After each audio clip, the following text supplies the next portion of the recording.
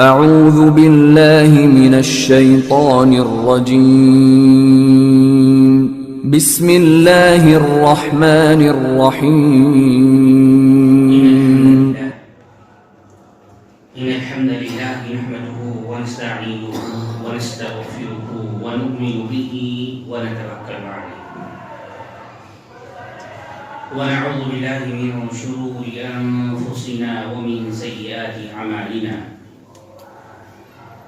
من يهده الله فلا مضل له ومن يضلل فلا هادي له وأشهد أن لا إله إلا الله وحده لا شريك له وأشهد أن محمدا عبده ورسوله أما بعد فإن خير الحديث كتاب الله وخير الهدي هدي محمد صلى الله تعالى عليه وسلم وشر الأمور محدثاتها وكل محدثة بدعة وكل بدعة ضلالة وكل ضلالة في النار فأعوذ بالله السميع العليم من الشيطان الرجيم بسم الله الرحمن الرحيم يا أيها الناس اتقوا ربكم الذي خلقكم من نفس واحدة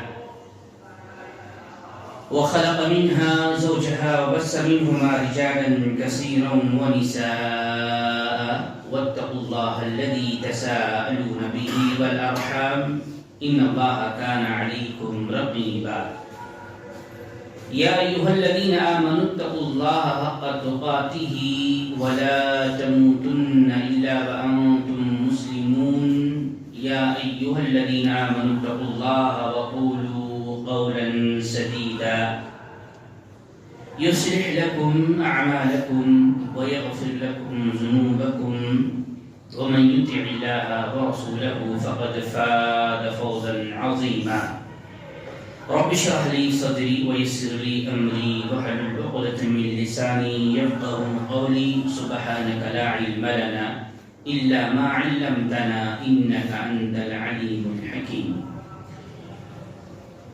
وقال الله تبارك وتعالى في القرآن المجيد والفرقان الحميد إن الدين عند الله الإسلام وقال النبي صلى الله تعالى عليه وسلم قال بلغوا عني ولو آية رواه مسلم معزز حاضرین جمعہ امتی مسلمہ کے بزرگوں نوجوانوں پردہ نشین ماں اور بہنوں میرے عزیز ساتھیوں سب سے پہلے اس اللہ رب العالمین وحدہ لا شریک خالق کائنات مالک ارض و سما کی ہم حمد و ثنا بیان کرتے ہیں انہی کلمات سے جس کے ادا کرنے کا حکم نبی علیہ الصلوۃ والسلام نے ہمیں دیا فرمایا جب کبھی تم اللہ کی حمد و ثنا بیان کرنا چاہو تو کہو سبحان اللہ و بحمدہ سبحان اللہ العظیم سبحان اللہ و بحمدہ سبحان اللہ العظیم سبحان اللہ و بحمدہ سبحان اللہ العظیم اللہ رب العالمین کی اس مختصر سی حمد و ثنا کے بعد درود و سلام کا نزول کرتے ہیں ان تمام مقدس ہستیوں پر جنہیں اللہ تبارک و تعالیٰ نے توحید کی دعوت کے لیے چنا اور اپنی اپنی قوم کے لیے انہیں رہبر رہنما بنایا جن کی آخری کڑی ہمارے نبی آخر الزمان محمد الرسول اللہ صلی اللہ علیہ وسلم پر ختم ہوتی ہے معزز سامعین و سامعات انشاءاللہ آج کے اس خطبہ جمعہ میں گمراہی کے کیا اسباب ہوتے ہیں اس موضوع سے کچھ باتیں آپ کے گوشگزار کرنے جا رہا ہوں اللہ تبارک و تعالیٰ سے دعا کرتے ہیں کہ اللہ تبارک و تعالیٰ ہمیں ان باتوں کو سننے سمجھنے اور ان باتوں پر عمل پیرا ہونے کی توفیق عنایت فرمائے معزز حاضرین گمراہی گمراہ ضلالت اور ظلمات یہ ایسے الفاظ ہیں اس کے معنی اور مفہوم پر ہم غور تدبر کرتے ہیں تو دین اسلام سے ہٹ کر یا سنت رسول صلی اللہ علیہ وسلم سے ہٹ کر جو چیزیں کی جاتی ہیں، اپنائی جاتی ہیں، عملی جامہ پہنایا جاتا ہے، یہ ساری چیزیں اس لفظ کے ساتھ جڑ جاتی ہیں۔ جس طرح دن اور رات ہے، جھوٹ اور سچ ہے، اسی طرح ہدایت اور گمراہی ہے، ہدایت اور ضلالت ہے۔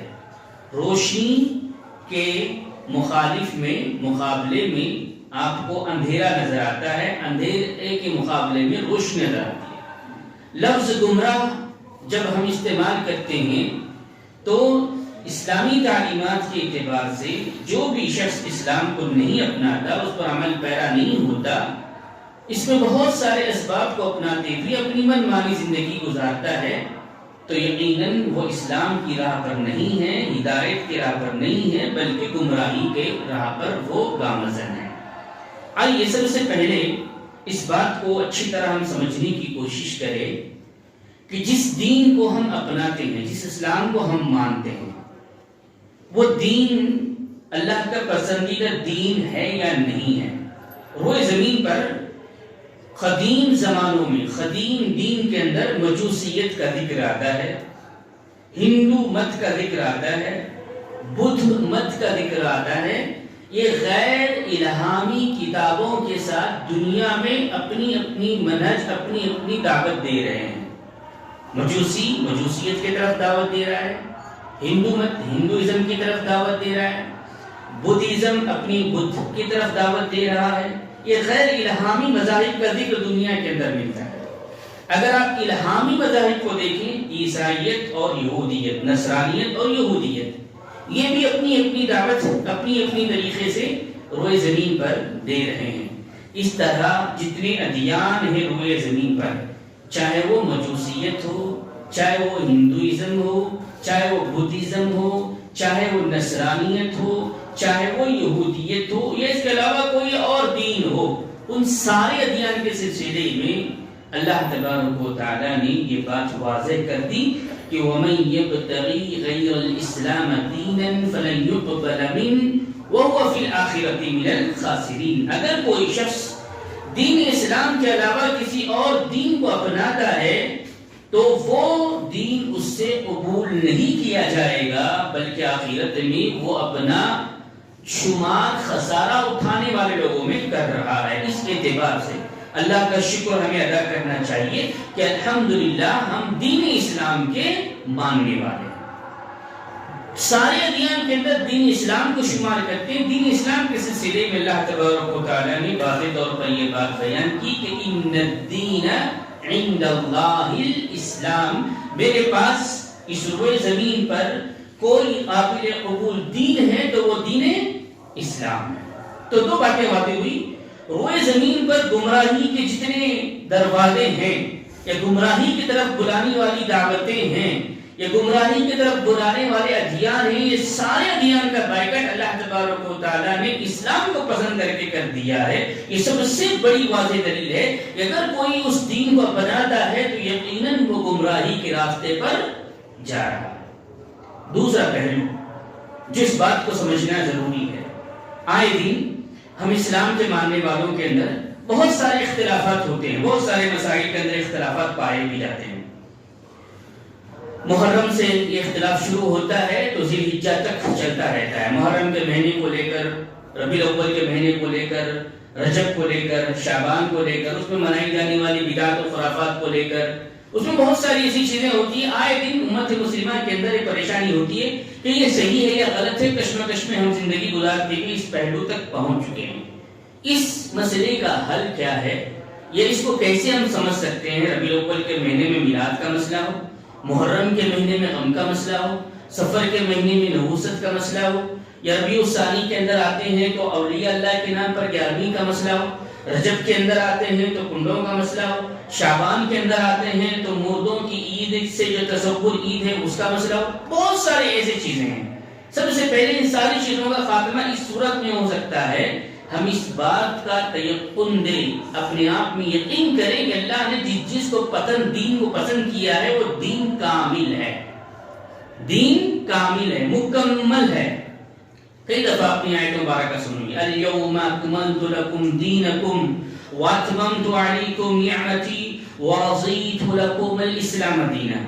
اللہ تبارک و تعالیٰ نے جس دین کو پسند کیا وہ دین اسلام، اور دین اسلام کو اللہ تبارک و تعالیٰ نے محمد رسول اللہ صلی اللہ علیہ وسلم پر مکمل کر دیا ہے، کامل کر دیا ہے۔ مکمل اور کامل کیا مطلب کیا ہوتا ہے؟ مکمل اور کامل کا مطلب یہ ہوتا ہے آپ کے پاس کوئی پیالہ ہو، کوئی گلاس، یا آپ چائے کی کپ سے سمجھنے کی کوشش کریں، اتنی چائے اس کے اندر ڈال دی جائے، ایک قطرہ بھی ڈالنے سے نیچے اتر سکتا ہے، مکمل نہ اس میں سے ایک قطرہ کم کیا جا سکتا ہے، ایک قطرے کا اضافہ کیا۔ دین کامل ہے۔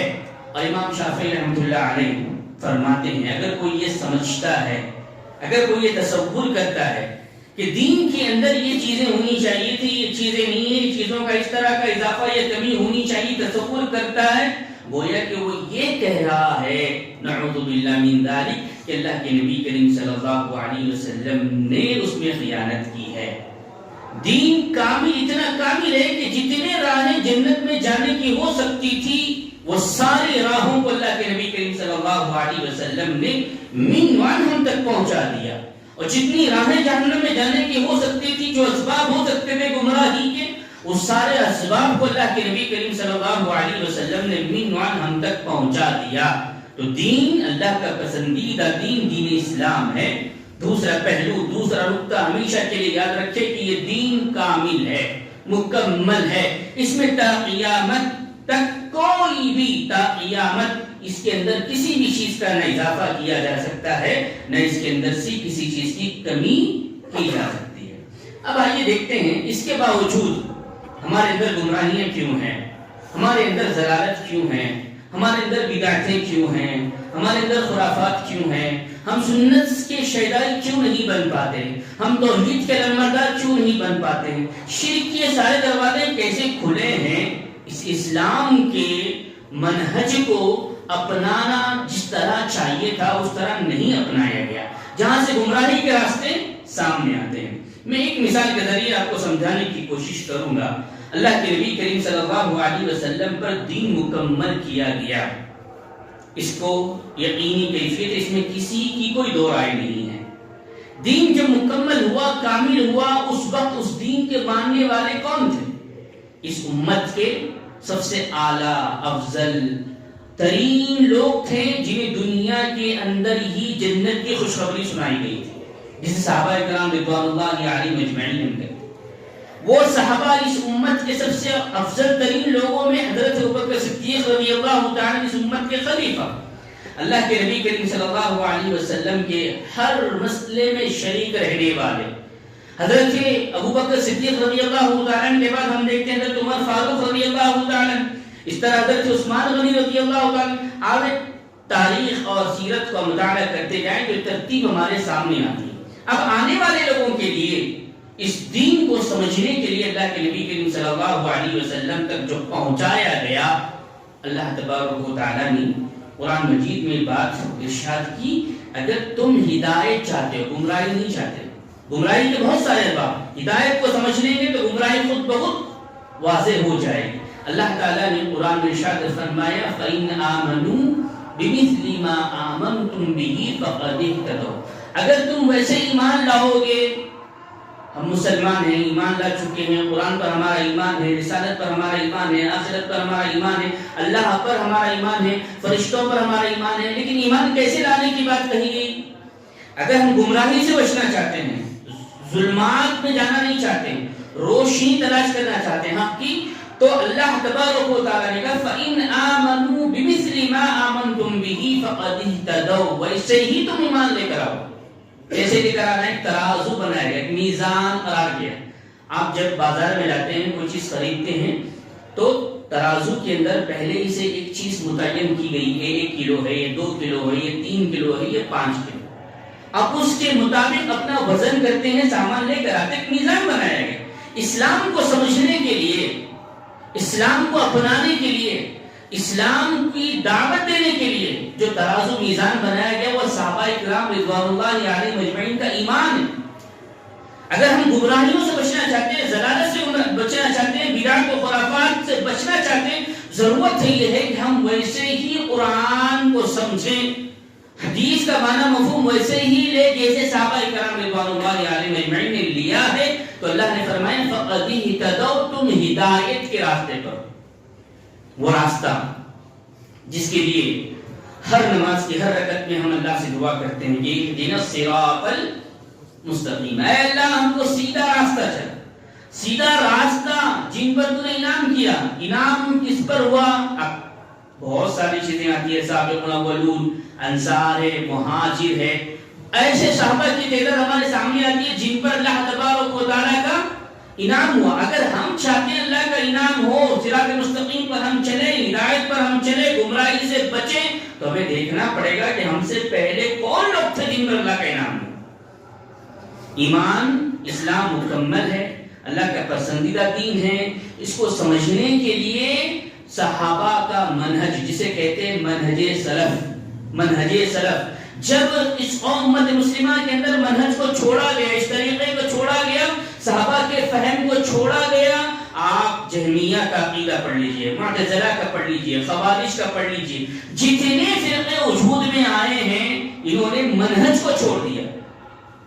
گمراہی کے اسباب میں سب سے بڑا سبب یہ ہے کہ جب انہوں نے صحابہ کے فہم کو ترک کر دیا، صحابہ کے فہم کے طریقے سے قرآن حدیث کے معنی مفہوم کو لینا بند کر دیا، وہ قرآن پڑھ کر بھی بدعت کی دلیل دے رہے ہیں، وہ قرآن پڑھ کر بھی شرک کی دعوت دے رہے ہیں، وہ قرآن پڑھ کر بھی شخصیت کی دعوت دے رہے ہیں، وہ قرآن پڑھ کر بھی اپنی ائمہ کی دعوت دے رہے ہیں، وہ قرآن پڑھ کر بھی اپنے خاندان کی طرف دعوت دے رہے ہیں، وہ قرآن پڑھ کر بھی اپنے علماء کی دعوت دے رہے ہیں۔ امت مسلمہ جن کے پاس قرآن موجود ہے، اللہ کے نبی کے وسلم کی تعلیمات موجود ہے، جن کا قبلہ موجود ہے، اس کے باوجود اتحاد کیوں نظر نہیں آتی؟ اتحاد اتفاق کی وہ فضا ہمارے سامنے کیوں نظر نہیں آتی؟ اس کی وجہ یہی ہے کہ سب سے بڑا مسئلہ یہ ہے کہ انہوں نے منہج کو ترک کر دیا۔ اگر منہج کے مطابق قال اللہ و قال رسول کی صدا کو بلند کیا جاتا، قرآن پڑھ کر وہی معنی مفہوم لیا جاتا جو صحابہ نے لیا ہے، تو نہ وسیلے کے لیے کوئی دروازے کھلتے۔ میرے بھائیوں بہت تفصیل ہے، ایک آیت میں نے آپ کے سامنے رکھی، منہج سلف کو سمجھے۔ یہ وقت کا تقاضا ہے کہ دنیا کے اندر جتنے ادیان ہیں اس کا تو ٹوٹل بائیکاٹ ہو چکا ہے، دین اسلام کو سمجھنے کے لیے طریقہ بیان کیا گیا، وہ ہے منہج سلف، صحابہ کا فہم، صحابہ کا طریقہ۔ اگر اس منہج کے مطابق قرآن پڑھتے ہیں، حدیث پڑھتے ہیں، سمجھتے ہیں، یقیناً ہم ہدایت پر ہیں۔ اور ایک آیت مبارکہ آپ کے سامنے رکھنا چاہتا ہوں، اللہ تبارک و تعالیٰ نے ارشاد فرمایا والسابقون الاولون من المہاجر والانصار والذین اتبعوهم بإحسان رضی اللہ عنہ ورضوا عنہ۔ آپ نے کئی دفعہ اس آیت کو بھی سنا ہوگا کہ صحابہ کرام رضوان اللہ علیہم اجمعین کے ساتھ ہم کہتے ہیں رضی اللہ عنہ، اللہ ان سے راضی ہوا اور وہ اللہ سے راضی ہوئے۔ یہ صحابہ کی اعلیٰ صفت میں سے رضی اللہ عنہ ورضوا عنہ۔ اللہ نے فرمایا والسابقون الاولون من المہاجر والانصار، تین چیزوں کا اللہ نے یہاں پر ذکر کیا ہے۔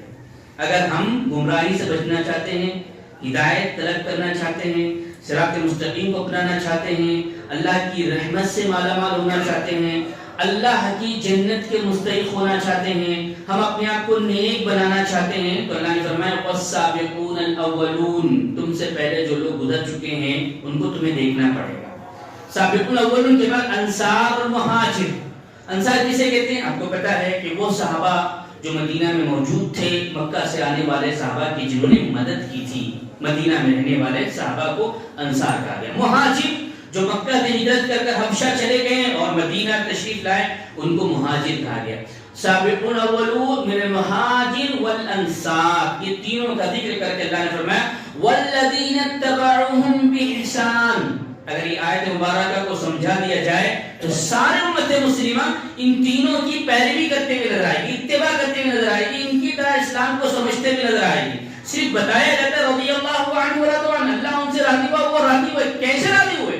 اسلام کو انہوں نے ویسے سمجھا جیسے اللہ نے اتارا تھا، ویسے عمل پیرا ہوئے جیسے اللہ تبارک و تعالیٰ چاہتا تھا۔ اللہ تبارک و تعالیٰ نے اسلام کو اتارا، اللہ کے نبی صلی اللہ علیہ وسلم نے بیان کیا، صحابہ نے عملی جامہ پہنایا، اللہ تبارک و تعالیٰ نے اس عمل کی تصدیق کی کہ میں ان سے راضی ہو گیا. اللہ جس سے راضی ہو گیا، اللہ نے فرمایا اگر اس کے بعد آنے والے لوگ تا قیامت تک والذین اتبعوا بإحسان اسلام کو سمجھنے کے لیے ان کی طرح اتباع کرتے ہیں، ان کی اتباع کرتے ہیں، عبادات کے معاملے میں، اخلاقیت کے معاملے میں، تجارت کے معاملے میں، ہر معاملے میں، ہر زاویے میں اگر ان کی اتباع کرتے ہیں تو جس طرح اللہ ان سے راضی ہوا ویسے ہی اللہ آنے والے لوگوں سے راضی ہوگا. یہ خوشخبری ہر فرد کے لیے کھلی ہے، جس طرح صحابہ کے لیے یہ کھلی تھی. یقیناً ان کا مقام مرتبہ بلند ہے، اعلیٰ ہے، لیکن اللہ کی رضامندی کا جو ذکر آتا ہے اللہ تبارک و تعالیٰ نے یہ صحابہ کے ساتھ خاص نہیں کیا ہے، بلکہ آنے والے لوگوں کے لیے بھی ایک دروازہ کھلا ہے، بشرط ہے کہ اسلام کو ویسے سمجھے جیسے صحابہ کرام رضوان اللہ علیہم اجمعین نے سمجھا تھا. 2 آیت مبارکہ ہوئی اور ایک آیت مبارکہ آپ کے سامنے رکھنا چاہتا ہوں. اللہ کا ارشاد ہے وَمَن يُشَاقِقِ الرَّسُولَ مِن بَعْدِ مَا تَبَيَّنَ لَهُ الْهُدَى وَيَتَّبِعْ غَيْرَ سَبِيلِ الْمُؤْمِنِينَ نُوَلِّهِ مَا تَوَلَّى وَنُصْلِهِ جَهَنَّمَ وَسَاءَتْ مَصِيرًا. اللہ تبارک و تعالیٰ نے فرمایا وَمَن يُشَاقِقِ الرَّسُولَ نبی کریم صلی اللہ علیہ وسلم کا راستہ بتا دیے جانے کے بعد، واضح کر دیے جانے کے بعد کہا گیا کہ اللہ کے نبی کریم صلی اللہ علیہ وسلم کا یہ عمل نہیں ہے، چھوڑ دینا ہی امت مسلمہ کے لیے خیر اور بھلائی ہے. اللہ کے نبی کریم صلی اللہ علیہ وسلم کا یہ عمل ہے، اپنا لینا ہی اس کے لیے خیر اور بھلائی ہے. اللہ کے نبی کریم صلی اللہ علیہ وسلم کی بات واضح ہو جائے وَمَن يُشَاقِقِ الرَّسُولَ مِن بَعْدِ مَا تَبَيَّنَ لَهُ الْهُدَى ہدایت بتا دی جائے، صحیح راستہ واضح ہو جائے، قرآن و سنت کو اس طرح سمجھا گیا اور بتایا گیا، بتا دیا جانے کے بعد اگر کوئی شخص اس پر عمل پیرا نہیں ہوتا ہے وَمَن يُشَاقِقِ الرَّسُولَ مِن بَعْدِ مَا تَبَيَّنَ لَهُ الْهُدَى اب اس کی اتباع نہیں کرتا وَيَتَّبِعْ غَيْرَ سَبِيلِ الْمُؤْمِنِينَ مومنین کے علاوہ جو دوسرے لوگ ہیں ان کی اتباع کرتا ہے. یہاں سے گمراہی کا راستہ شروع ہو جاتا ہے. مومنین کے راستے پر جب تک انسان باقی رہتا ہے، مومنین کے سمجھ کے مطابق عمل پیرا ہوتا ہے، وہ مومنین کے راستے پر گامزن ہے. اور جب مومنین کے راستے کو چھوڑ دیتا ہے، مومنین کے فہم کو چھوڑ دیتا ہے تو وغیر سبیل مومنین دوسروں کی راہ پر دوسرے کی سمجھ کے مطابق اسلام کو لیتا ہے، عمل پیرا ہوتا ہے، تو اللہ کا وعدہ کہ نُوَلِّهِ مَا تَوَلَّى وَنُصْلِهِ جَهَنَّمَ وَسَاءَتْ مَصِيرًا جو جدھر جانا چاہتا ہے اللہ تبارک و تعالیٰ اس کو ادھر لے جاتا ہے. اگر آپ کسی غیر مسلم بھائی سے پوچھیں گے آپ کی اولاد کیسے ہوئی، وہ کہے گا میں نے اس پتھر کو بڑی عقیدت سے پوجا تھا یہ اولاد ہوئی. اس کی عقیدت اس پتھر سے اس نے جوڑی، اللہ نے پتھر سے عقیدت جوڑنے کے باوجود بھی اولاد دی. کیوں؟ نُوَلِّهِ مَا تَوَلَّى جو جدھر جانا چاہتا ہے. ہدایت کا راستہ واضح ہے، نور واضح ہے، توحید واضح ہے. اس کے بعد اگر کوئی گمراہی میں جا کر یہ تصور کرتا ہے کہ میں ہی سے نفس کی پیروی کرتا ہے اور اپنی اپنی منمانی طریقے سے اسلام کو سمجھ کر اپنی اپنی زندگی میں عمل پیرا ہوتا ہے، نُوَلِّهِ مَا تَوَلَّى جو جدھر جانا چاہتا ہے اس کے لیے راہیں کھلی ہے اور آخرت میں جو بدلہ ہوگا وَسَاءَتْ مَصِيرًا بہت ہی برا ٹھکانہ وہ اس کا ایندھن بن جائے گا. اسی لیے مومنین کے راستے کو اپنانا، قرآن اور سنت کو ویسے ہی سمجھنا جیسے صحابہ نے سمجھا ہے، تبھی جا کر ہم ہدایت پر گامزن ہوں گے. ورنہ گمراہی کے بہت سارے اسباب ہیں، ہدایت سے ہٹ جائیں گے تو گمراہی ہمارے لیے دروازہ کھٹکھٹا رہی ہوگی. اللہ کے نبی کریم صلی اللہ علیہ وسلم کی حدیث مبارکہ جس کے راوی حضرت علی رضی اللہ تعالیٰ عنہ، جس کو امام ابو داؤد رحمہ اللہ نے اپنی کتاب میں نقل کیا ہے. اللہ کے نبی کریم صلی اللہ علیہ وسلم کی حدیث کو حضرت علی رضی اللہ تعالیٰ بیان کرتے ہیں کہ رأیت رسول اللہ صلی اللہ علیہ وسلم میں نے اللہ کے نبی کریم صلی اللہ علیہ وسلم کو دیکھا. بہت سارے لوگ کہتے ہیں قرآن میں افلا تعقلون کہا گیا، افلا تفہمون کہا گیا، افلا یعلمون کہا گیا. کیا تم نہیں جانتے، کیا تم عقل نہیں رکھتے، کیا تمہیں فہم نہیں ہے؟ تو کیا قرآن حدیث کو اپنی اپنی عقل سمجھا جائے گا؟ کیا قرآن حدیث کا معنی اپنی اپنی عقل سے لیا جائے گا؟ یہاں پر وہی دلیل میں دینا چاہتا ہوں کہ عقل کو کہاں پر دخل دیا جا سکتا ہے، کہاں دخل نہیں دیا جا سکتا ہے. اہل السنہ والجماعہ کے اصول کے اندر ہے تقدیم العقل علی النقل. اللہ کے نبی کریم صلی اللہ علیہ وسلم کی حدیث بیان کرتے ہیں، علی رضی اللہ تعالیٰ کہتے ہیں کہ میں نے اللہ کے نبی کریم صلی اللہ علیہ وسلم کو دیکھا ہے کہ اللہ کے نبی کریم صلی اللہ علیہ وسلم نے اپنے موزوں کے اوپر مسح کیا. جو موزے پہنتے ہیں پیر میں ہماری اصل یہ کہتی ہے، انسانیت کی عقل یہی کہتی ہے کہ موزوں کے اوپر گندگی نہیں لگتی ہے. کہاں لگتی ہے؟ نیچے لگتی ہے. عقل یہ کہہ رہی ہے کہ مسا تو کہاں ہونا چاہیے تھا؟ نیچے ہونا چاہیے.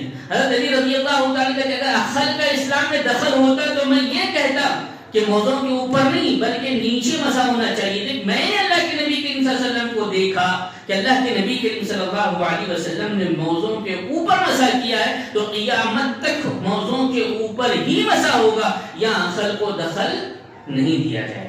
تو اپنی طریقے سے اسلام کو نہیں سمجھا جائے گا، بلکہ صحابہ نے جیسے سمجھا ہے ویسے اگر ہم اسلام کو لیتے ہیں تو گمراہی کے جتنے اسباب ہیں، گمراہی کے جتنے دروازے ہیں، وہ خود بخود بند ہوتے ہوئے آپ کو نظر آئیں گے اور ہدایت کا راستہ واضح ہو جائے گا. میرے بھائیوں، کچھ باتیں میں نے مختصراً آپ کے سامنے رکھی ہے، اس طرح حدیث کو بیان کر بھی حدیث مبارکہ کو لوگوں کے سامنے بیان کر کے اس کا مفہوم اپنی طریقے سے لیا جاتا ہے.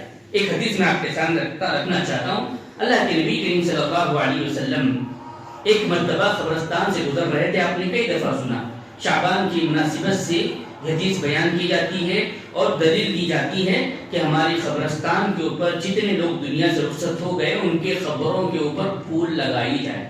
یہ دلیل دی جاتی ہے. آئیے دیکھتے ہیں کس طرح حدیث کو پڑھا جاتا ہے اور فہم اپنا لیا جاتا ہے، صحابہ کے فہم کو چھوڑ دیا جاتا ہے، جہاں سے گمراہی ہمارے مقدر بن جاتی ہے. اللہ کے نبی کریم صلی اللہ علیہ وسلم قبرستان سے گزرے، یقیناً گزرے. اللہ کے نبی کریم صلی اللہ علیہ وسلم نے دیکھا کہ قبر کے اندر عذاب ہو رہا ہے، یقیناً عذاب ہو رہا ہے. اللہ تبارک و تعالیٰ اپنے غیب کے علموں میں سے جو چاہتا ہے نبی کو بتا دیتا. اللہ کے نبی کریم صلی اللہ علیہ وسلم کو بتا دیا. اللہ کے نبی کریم صلی اللہ علیہ وسلم نے ایک ٹہنی منگائی، یقیناً منائی، 2 شق کیے اور دونوں قبر پر آپ نے لگا. اس حدیث کے سلسلے میں محدثین نے کلام کیا، لیکن بتانے کے لیے آپ کو حدیث رکھ رہا ہوں کہ اللہ کے نبی کریم صلی اللہ علیہ وسلم نے ٹہنی لگائی اور کہا جب تک یہ سوکھی رہے گی قبر کے اندر جو عذاب ہو رہا ہے اس میں ہلکا پن اضافہ ہو جائے گا. وجہ کیا تھی؟ ایک شخص وہ تھا جو چغلی سے نہیں بچتا تھا، ایک شخص وہ تھا جو پیشاب کے خطرے جو اڑتے تھے اس سے نہیں بچ. امت کو یہ تعلیم دینا تھا کہ آپ چغلی سے بچیں اور اپنے آپ کو جب پیشاب کے لیے آپ جاتے ہیں خطرے جو اڑتے ہیں اس سے اپنے جسم پر اڑنے سے اس کو بچائیے، تعلیم دینا تھا. یقیناً صحابہ کرام رضوان اللہ علیہم اجمعین نے یہاں پر یہ عمل کیا اور یہ عمل خاص تھا اللہ کے نبی کریم صلی اللہ علیہ وسلم تک. اس کے بعد کسی بھی صحابی نے، کسی بھی تابعین نے، کسی بھی تبع تابعین نے، کسی بھی وقت کے امام نے، کسی مفسر نے، نہ محدث نے ہر سال جا کر قبر پر پھول چڑھایا ہے، نہ ٹہنی لگائی. یہاں سے یہ دلیل لے کر کہتے ہیں اللہ کے نبی صلی اللہ علیہ وسلم نے عمل کیا ہے، یقیناً کیا ہے. اللہ کے نبی کریم صلی اللہ علیہ وسلم کا ایک خاص عمل تھا. اللہ کے نبی کریم صلی اللہ علیہ وسلم کو اطلاع دی گئی تھی، امت کو تعلیم دینا تھا. اگر وقت کا باپ دنیا سے رخصت ہو رہا ہے، بیٹا کیا تصور کر کے ٹہنی لگا رہا ہے، ذرا سوچے تو صحیح ہو کہ میرے باپ کو عذاب ہو رہا ہے. ماں گزر رہی ہے اور بیٹا ٹہنی لگا رہا ہے، کیا تصور کر رہا ہے. میرے بھائیوں، اس حدیث کو لے کر غلط مفہوم لیا گیا. یہاں تک بیان کیا گیا کہ اللہ کے نبی کریم صلی اللہ علیہ وسلم کو غیب علم تھا، غیب کا علم تھا. اس حدیث کو رکھتے ہوئے غلط مفہوم لیا گیا.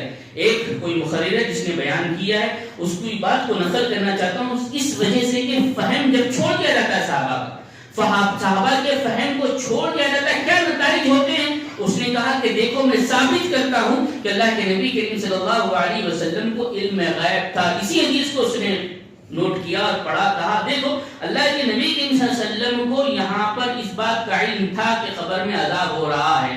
زمانے کے 3 ہوتے ہیں، پاسٹ، پریزنٹ، فیوچر. ماضی ہمارا گزر چکا ہے، حال میں ہے اور مستقبل. اس نے کہا تینوں زمانے کا علم اللہ کے نبی کریم صلی اللہ علیہ وسلم کو تھا. دلیل اسی حدیث کو بناتے ہوئے عوام الناس کے سامنے یہ بات بیان کی جا رہی ہے.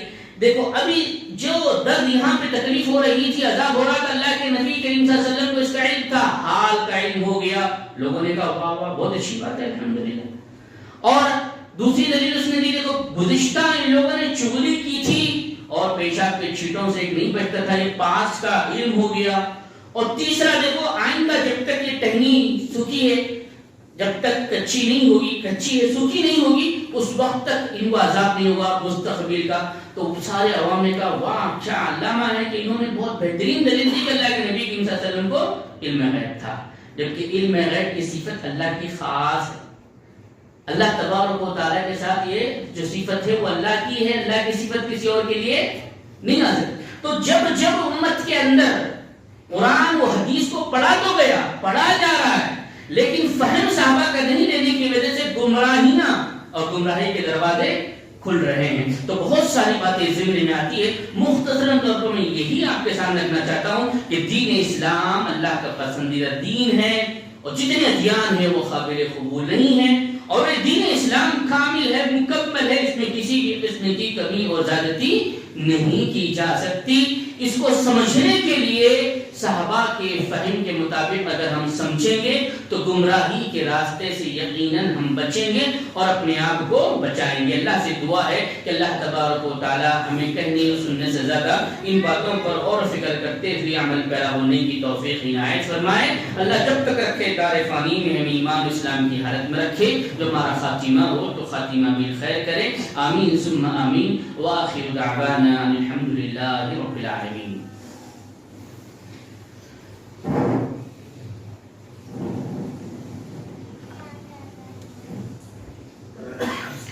الحمدللہ رب العالمین، والصلاۃ والسلام علی رسول کریم۔ معزز حاضرین، گمراہی کے اسباب کے موضوع سے کچھ باتیں بیان کرنی تھی۔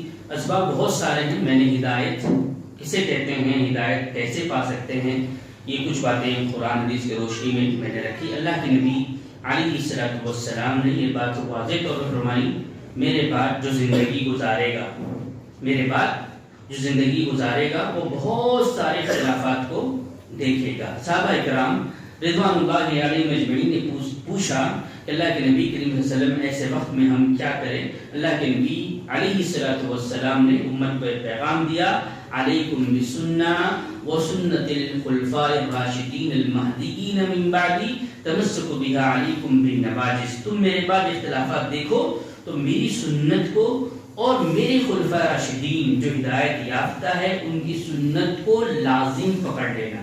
ہدایت پر رہنے کے لیے اللہ کے نبی کریم صلی اللہ علیہ وسلم نے کیا بتایا؟ میری سنت کو، میرے خلفاء راشدین جو ہدایت یافتہ ہے ان کی سنت کو تم لازم پکڑنا۔ یہاں تک عربی زبان کے اندر عضو بالنواجذ ہے، نواجذ کہتے ہیں داڑھ۔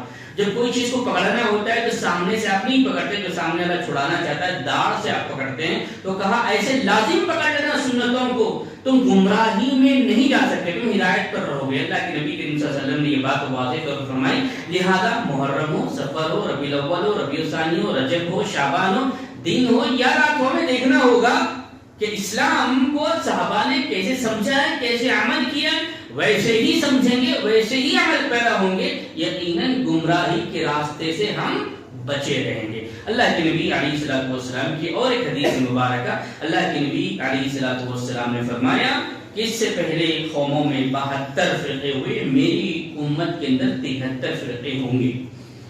اور اللہ کے نبی کریم صلی اللہ علیہ وسلم نے فرمایا کلہم فی النار، سب کے سب جہنم میں جائیں گے۔ اور آج روئے زمین پر ہر کوئی یہ دعویٰ کرتا ہے، ایک کے بارے میں اللہ نے کہا الا واحدہ، سوائے ایک کے جو جنت میں جائے گا۔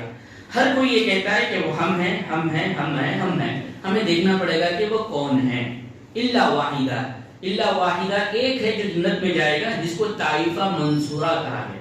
اہل السنہ والجماعہ کے اصول کو پڑھتے ہیں، سامنے آتی باتیں کہ اللہ کے نبی علیہ الصلوۃ والسلام نے فرمایا کہ ما انا علیہ و اصحابی، آج میں جس دین پر ہوں، میرے صحابہ جس دین پر ہے، اسی طرح دین پر عمل کرا ہوتے ہیں اور صحابہ تابعین تبع تابعین کی اتباع کرتے ہیں، تو یقیناً وہ طائفہ منصورہ ہے اور وہ واحد جماعت ہے جو جنت کے مستحق ہوگی۔ اب جماعت سے مراد سوال ہوتا ہے 2000 کی تعداد ہو، 4000 کی تعداد ہو یا 5000 کی تعداد ہو۔ اگر آپ اس کا اور گہرائی سے مطالعہ کرتے ہیں، ابراہیم علیہ السلام کتنے تھے؟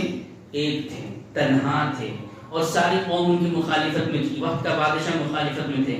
اور اللہ تعالیٰ نے کہا ان ابراہیم کان امہ، ابراہیم علیہ السلام کیا تھے؟ ایک امت تھے۔ اگر تنہا اکیلا آدمی روئے زمین پر، تنہا اکیلا آدمی صحابہ کرام رضوان اللہ علیہ مجمعین کے منہج کے مطابق اسلام کو سمجھتا ہے، عمل پیرا ہوتا ہے، یقیناً وہ تنہا اکیلا جنت کا مستحق ہوگا۔ تعداد کی کوئی تذکرہ کہیں پر نہیں آتا ہے۔ تو یہ کچھ بنیادی اہم باتیں جو مجھے آپ کے سامنے اس مناسبت سے رکھنی تھی. اللہ سے دعا کرتے ہیں کہ اللہ تبارک و تعالی ہمیں صحیح معنوں میں اسلام کی تعلیمات کو سمجھنے کی توفیق عنایت فرمائے. اللہ تبارک و تعالی ہمیں اپنا جائزہ لینے کی توفیق عنایت فرمائے. اللہ تبارک و تعالی ہمیں آخرت کی تیاری کرنے والا بنائے. اللہ جب تک رکھے دار فانی میں ہمیں ایمان اور اسلام کی حالت میں رکھے تو ہمارا خاتمہ ہو تو خاتمہ بالخیر کرے. اقول قولی ھذا استغفر اللہ لی ولکم ولسائر المؤمنین. اعوذ باللہ السمیع العلیم من الشیطان الرجیم. بسم اللہ الرحمن الرحیم. ان اللہ وملائکته یصلون علی النبی یا ایھا الذین آمنوا صلوا علیہ وسلموا تسلیما. اللهم صل علی محمد وعلى آل محمد كما صليت على إبراهيم وعلى آل إبراهيم إنك حميد مجيد. اللهم بارك على محمد وعلى آل محمد كما باركت على إبراهيم وعلى آل إبراهيم إنك حميد مجيد. أعوذ بالله السميع العليم من الشيطان الرجيم. بسم الله الرحمن الرحيم. إن الله يأمر بالعدل والإحسان وإيتاء ذي القربى وينهى عن الفحشاء والمنكر والبغي يعظكم لعلكم تذكرون. واذكروا الله يذكركم وادعوه يستجب لكم ولذكر الله تعالى والله يعلم ما تصنعون.